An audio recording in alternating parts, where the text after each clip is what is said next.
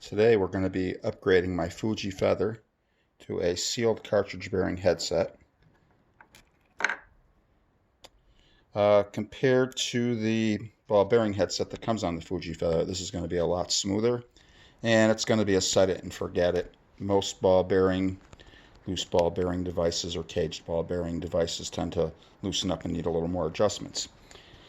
The one that comes on the Fuji Feather, you can see, works very smooth, and it's a standard ball bearing, but I've had to adjust it a few times. Hey, you ride your bike, you need to adjust things. But I figure I might as well do the upgrade while I have the few bucks in my pocket to do it.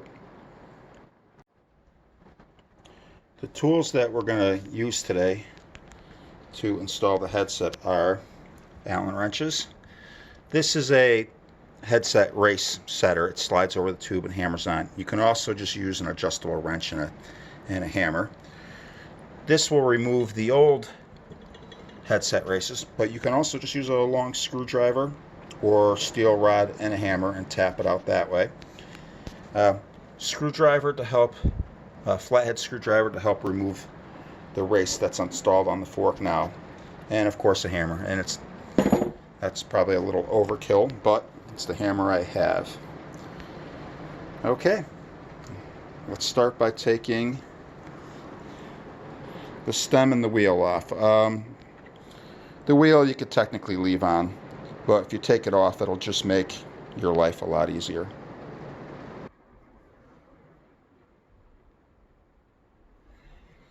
First thing I'm going to do is use an Allen wrench and loosen that.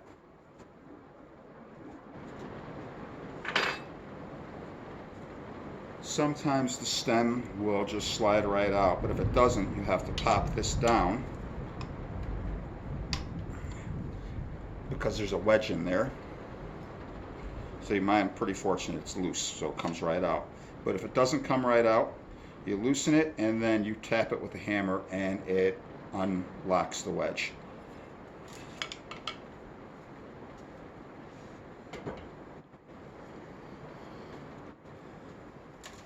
Next, I will take off the wheels. I've upgraded my wheels to Allen heads. You'll probably have axle nuts. Truth be told, don't really need to take them off. It's just going to make it easier when you're handling it later.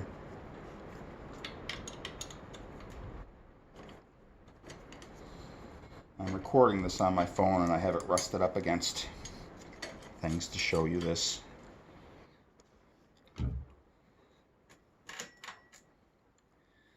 Next, I'll get the headset wrenches, which I didn't show you in the tool wrench, but you will need either a big adjustable or some thin headset wrenches.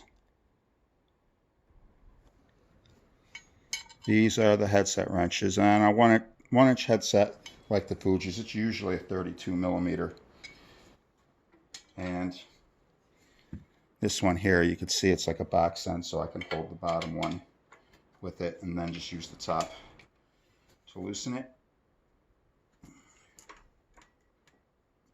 And that sucker's on there. We'll reverse that process, put that one on the top. And if I can't get it loose from there, I break out the big adjustable. There we go. Now it'll all just spin off.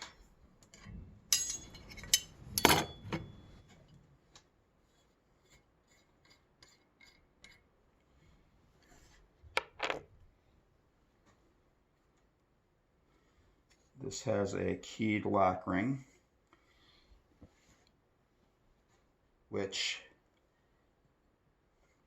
slipped out of its key. All you got to do is twist that to where the slot is, and everything will just spin loose.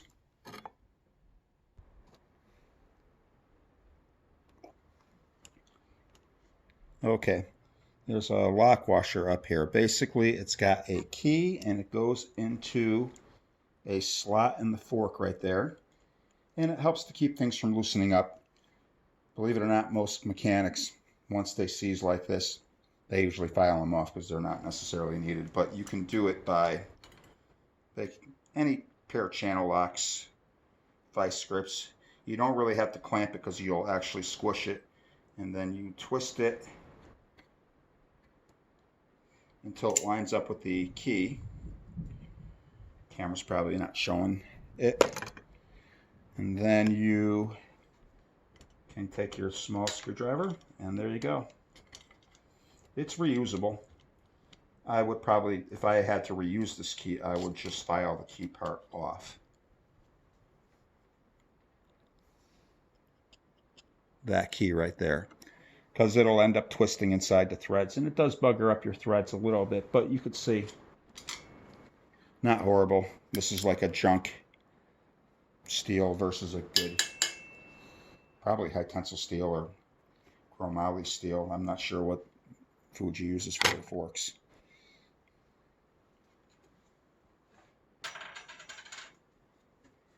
And then you should be able to twist this off.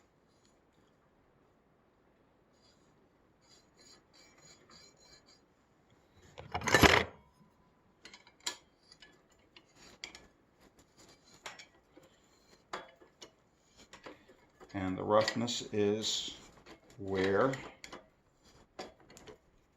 the key screwed up the threads a little, which I'll be able to clean up once I get this off.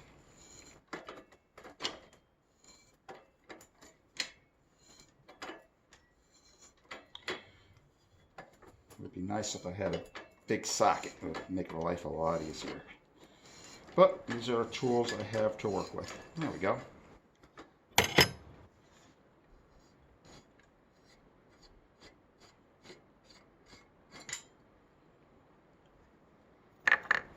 Boom, here is your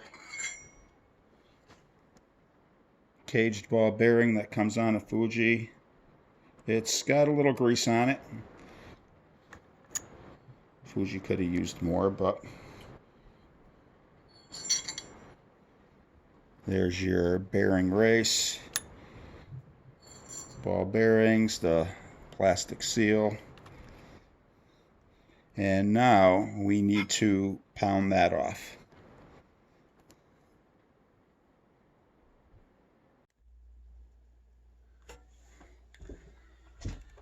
All right, in order to take the headset race off, it's right here. It's a press fit on this. I'm going to use just a flathead screwdriver, and I'm just going to tap around. That one came off real easy. Sometimes you have to come around on both sides, tap it, and it's way tighter.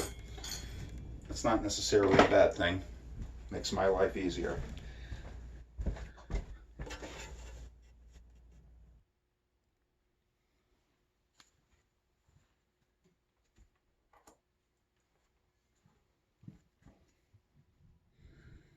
The Origin 8 sealed bearing headset comes with 2 races. That's because 1-inch forks have 2 different sizes.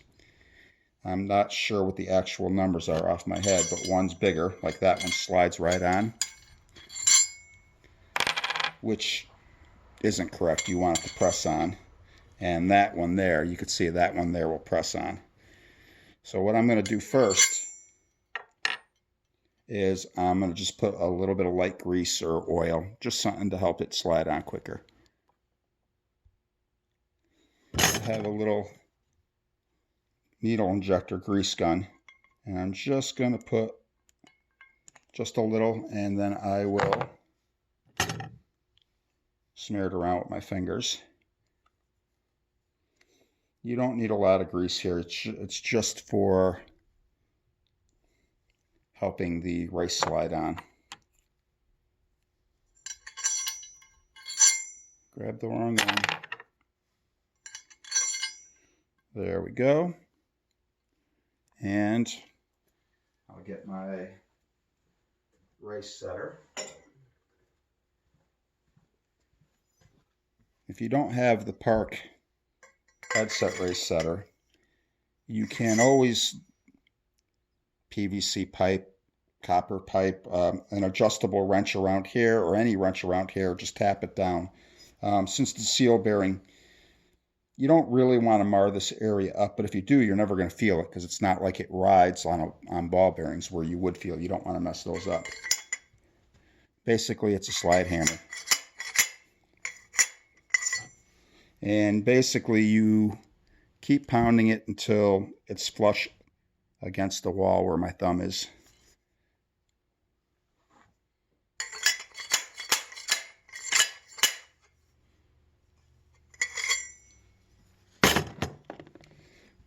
So it's a slide hammer, essentially. And you want to make sure that there's no seam. If for some reason it doesn't sit all the way, your headset will loosen up, and then you readjust it. It might take a few rides for it to settle. But if you press it on firm and flat, you usually don't have that issue. What I'll do is feel around if there's any burrs or anything that I made. I know I'll say ow, and check the race. When the key's stuck, I'll show you what happens. Hopefully the camera picks it up. You can see the shiny part here. So it did bugger it up in this area where my fingernail is. You could probably see that. Hopefully there it is. So I'm just going to get a little chase file and clean that up. I have this nice square multi-thread file, and I find the size that works, and I usually have to look through some good light, and then I just chase the thread.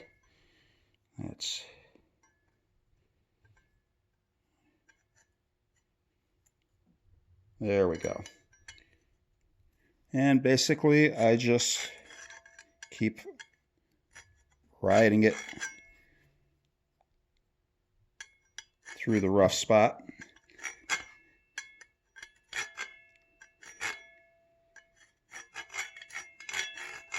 And then I'll test it with my, if I had a die, I'd be able to just recut the thread. But this tool here has saved me many, many times, especially all the years I worked at bike shops. This made it so I can get people's bikes back together. Back in the days when people used threaded headset.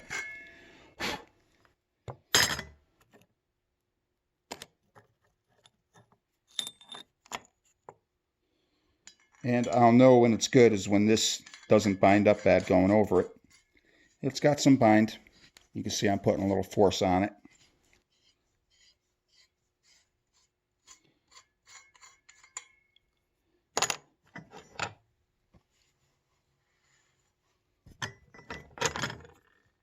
And I'll continue to file until it's smooth.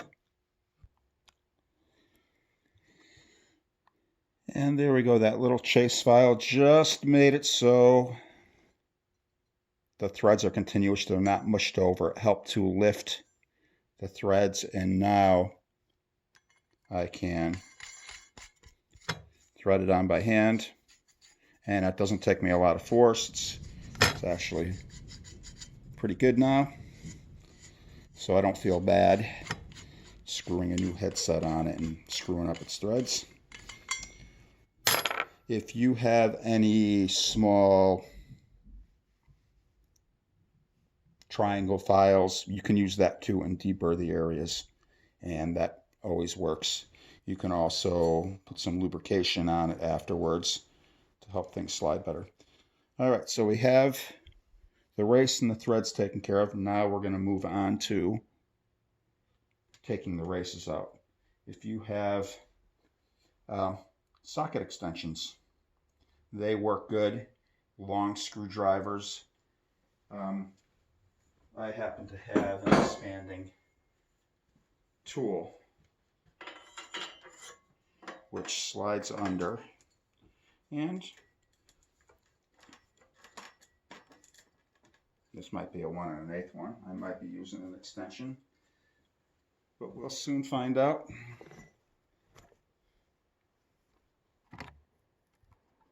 Grab my hammer.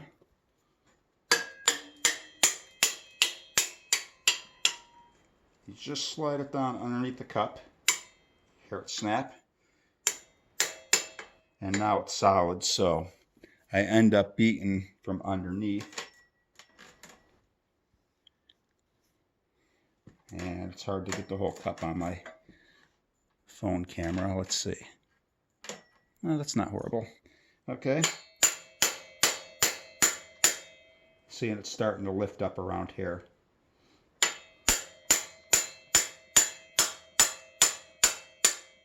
You can really go to town and just beat the snot out of it. I prefer to keep my, sometimes it'll lift the paint around the edges, and I just prefer to do it slow. And that's what your stock Fuji Feather bearing race looks like.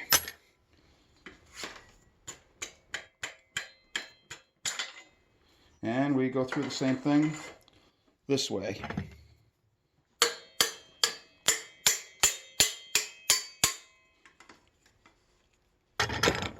I'm just sliding this up until I hear it. There it goes. And like I said, you can use a long rod. Just keep tapping it around and it'll come out. And there's your bottom race out. I can tell you right now, Fuji from the factory just pressed it dry into the paint, which it's really not all that bad, and nobody's really going to notice. But when you put the new headset in, you're going to want to lubricate it. Whether it's grease, wax lube, different mechanics will tell you different things. It's more about the assembly. It helps it slide in better if you have some sort of lubrication. So I tend to use a light grease. I put a little grease on my finger and I just rub it around the area where the new headset's going to press in. And do the same to the bottom. I'll wipe off some of the excess here so I can use on the bottom.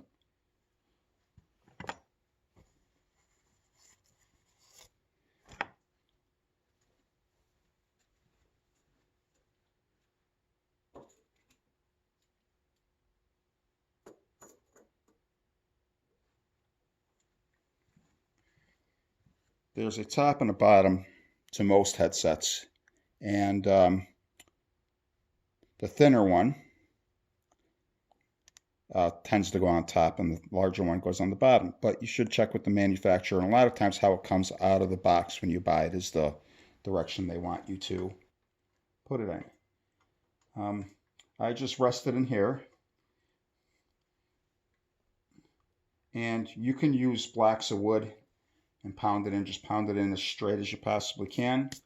But I'm actually going to use a headset press, another tool that I didn't have in the lineup in the beginning because I'm brain dead.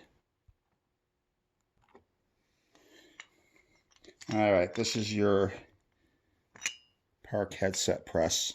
Looks very elaborate, but essentially it's a threaded rod with two big washers.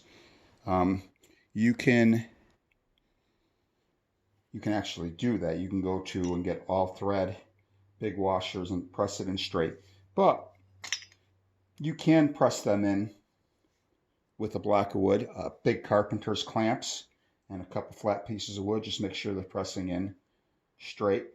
With the, like this headset here, I don't know if you can see it. It's got an Origin 8 logo. It's got 1, 2, so it's got 2 of them. So I'll put them side to side. I'm not the kind of person who's super picky about how perfectly center they are. So if you are, keep that in mind.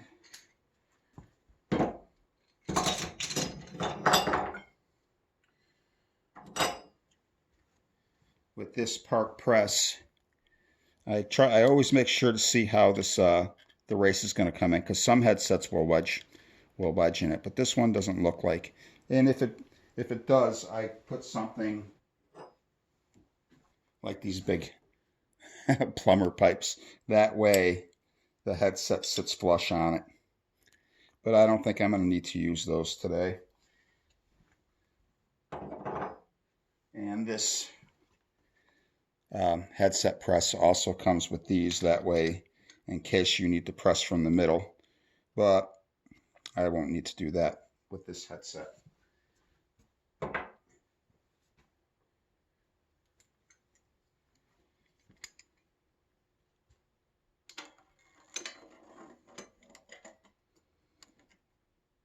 I've pressed a lot of headsets in, and sometimes it'll go straight, it looks like it's crooked, and I'll just continue to press, especially when it comes to steel frames. Aluminum frames, you want to be a lot more picky, because aluminum frames you crack.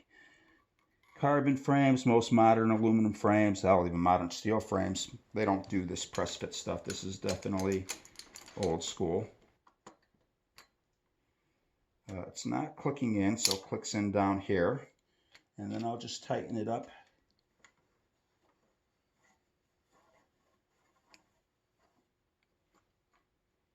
And I will get it as centered, as decent as I can. Get the Originator logos on the side. And press away. Is that coming in? Yes, it is. There we go. And you want to press these until they're flush. You don't want to over squeeze the headset, but you want to make sure. Like you can see, this is getting really tight and this isn't pressing in. It just means that this is a tighter fit down there. And there it goes. It's most of the way in. I'm going to back it off. I'm going to recenter this bottom piece. I'll admit that's a OCD thing. I didn't really need to do that. It's just, there you go. Pressed. I'm not going to totally rip it. I'm going to just give it a nice tug. I don't want to crack or break anything. Loosen that up and take the bottom off. Good to go. This tool, there goes one of my bearings. This headset press also works for doing seal bearings on at least bigger diameter hubs and through axles. Alright, so here's what the cartridge bearing looks like. It means all the bearings are all contained in one machined unit versus your ball bearings, which this is, the balls are held into a cage. Makes it easier to put it together, but back in the day, the performance guys would lose the cage and just put the balls in loose and then add a few more balls, and it was definitely better. But the caged bearings like that made the mechanic's life easier. Boom. Now we'll get our fork, slide it in because we already put the crown race there. Actually, let's pull this out.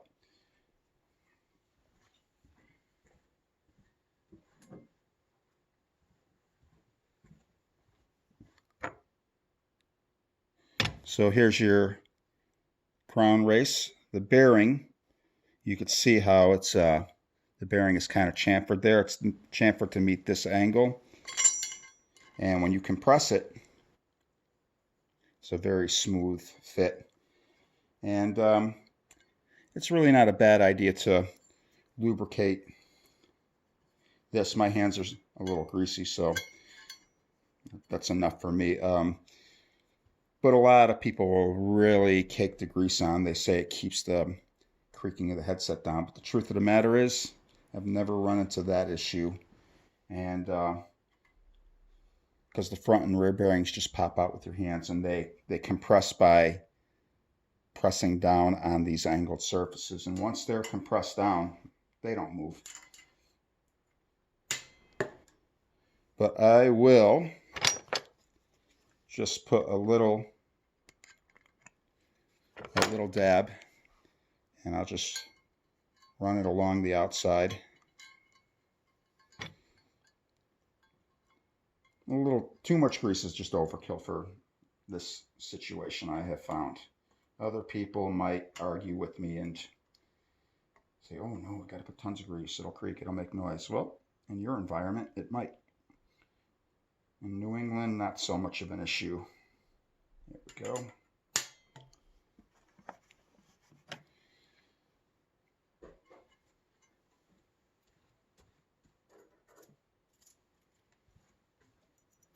There are all the rest of the headset pieces.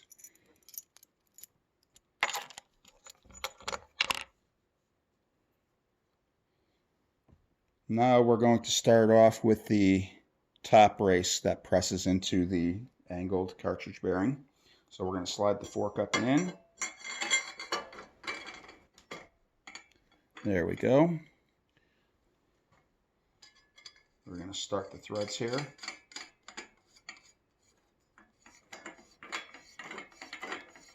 I'm glad I chased those threads.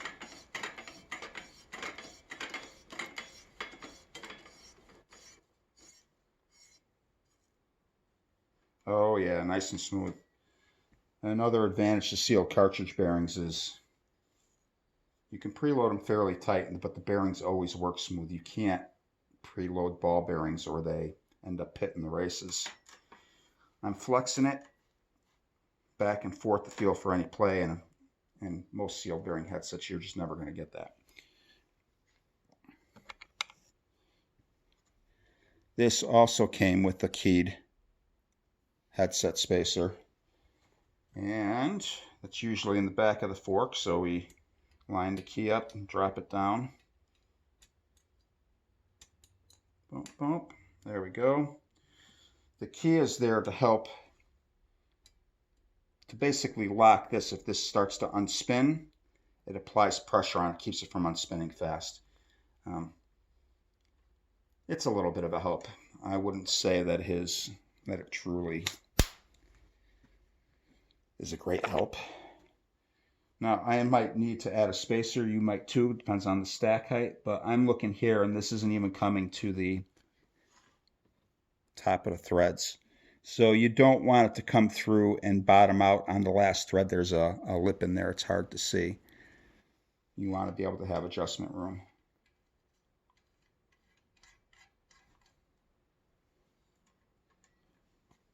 And there you go. You take your headset wrenches, one for the top, one for the bottom. Like I have a thin one for the bottom, you can use an adjustable wrench for the top. If you use channel locks or anything else, you are going to mar it up. That's up to you, but it will do the job. So I'll hold the bottom, I'll twist the top,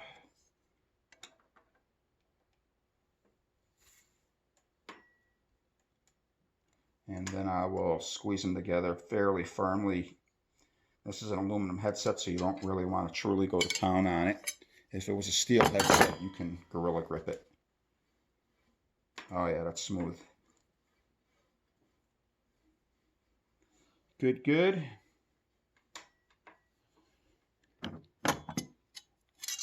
And I'm going to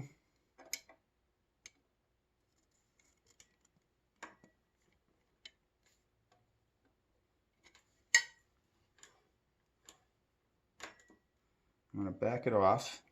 Actually, I'm going to loosen it to a point where both of these they're squeezed together pretty good, but they're loosened up. And once I get the wheel on and I get my stem and handlebar on, I'll do my final adjustment. I've upgraded my wheels to some Wabi cycles. Ultralights, Superlights, I forget the actual name, but I'm very happy with them. They're very lightweight, and they have these little Allen head ends, which are very nice. And I basically pull it up. I'm pulling up with my finger to make sure it's all the way in the dropouts.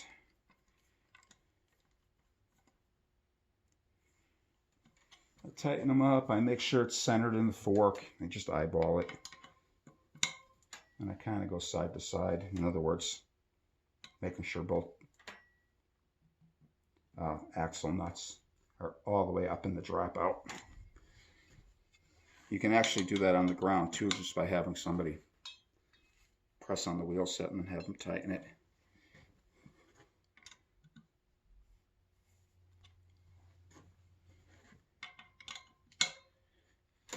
Okay, that takes care of that.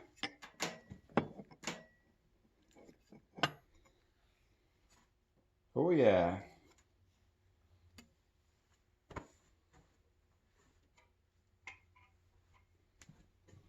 Here is my stem. Here is the quill part. You can see it's already greased, and I just put the stem on a few weeks ago, so I'm not worried about wiping it clean, because I'm just going to do this to make sure it's still a little bit slimy. And I'm old, so I raise it all the way up to the max. Get my flasher out of the way.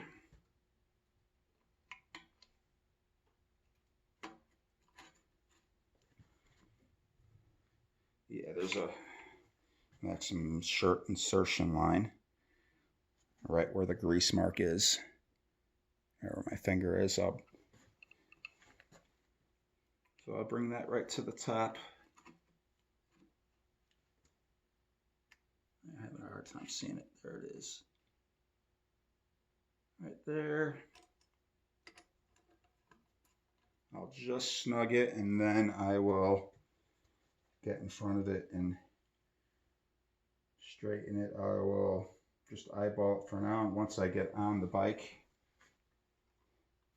and step over the bike, I will be able to tighten it. So I'll put it on the floor, get everything aligned the way I like it, tighten it all up, and then I'll do my final headset adjustment.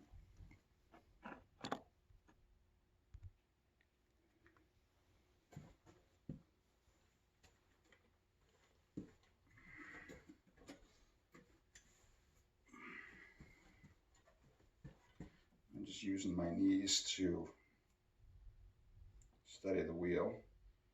I'm looking down. I'm trying to get the handlebars aligned with the wheel as I can. Checking out my maximum insertion mark. Want to make sure that it's safe. There we go.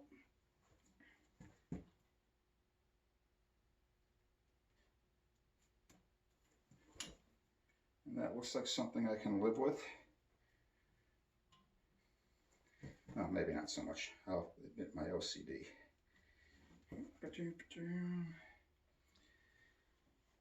Okay. Make sure that wedge is slid up and expanding. Good to go. Okay.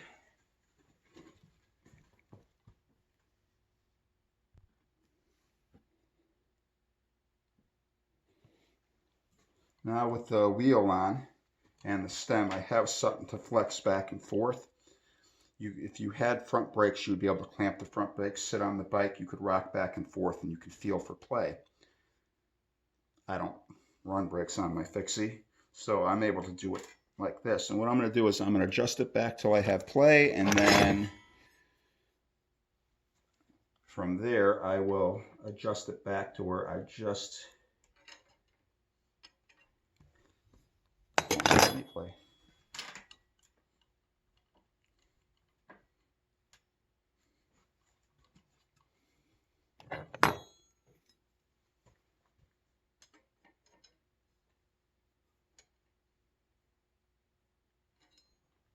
So that looks about right. I'll get my top headset adjuster on there, wrench. So I'm holding the bottom one stable and bringing the top one till it meets the top. And then I am just going to give it a good snugging. So I'm essentially locking the top bolt down to the bottom bolt, because the bottom one is what's holding the adjustment.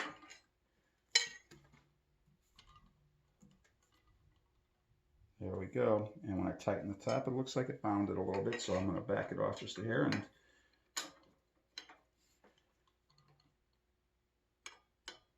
try that. Oh, much better. Oh, baby.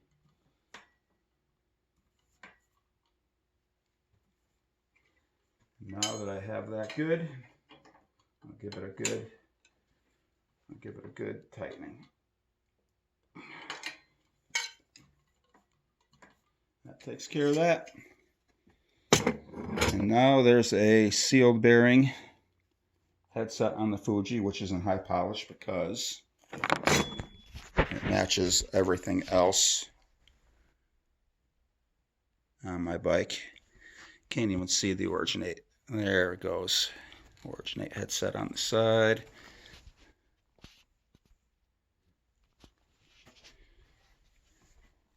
And there is my really high old man stem. Very comfortable for me. My totally crazy sweatback handlebars. I have upgraded a lot of things on this that I didn't necessarily have to, but I like to tinker. And I also like nice parts, and when I save up enough money, I get them. The only thing left on the Fuji that I would like to upgrade in the future would be the crankset, but the cranks that come on it they're pretty damn good. They're stiff enough. They haven't started creaking on me, and I've got probably 1,000 miles on this thing by now. And yeah, I'm very happy with it. The Fuji Feather is a very nice smooth riding fixed gear bike. I'm happy to have it. As you could tell, I'm filming inside a ski shop that's put away for the summer because it's summertime here. Wintertime, it's totally different. This place looks clean and not like that.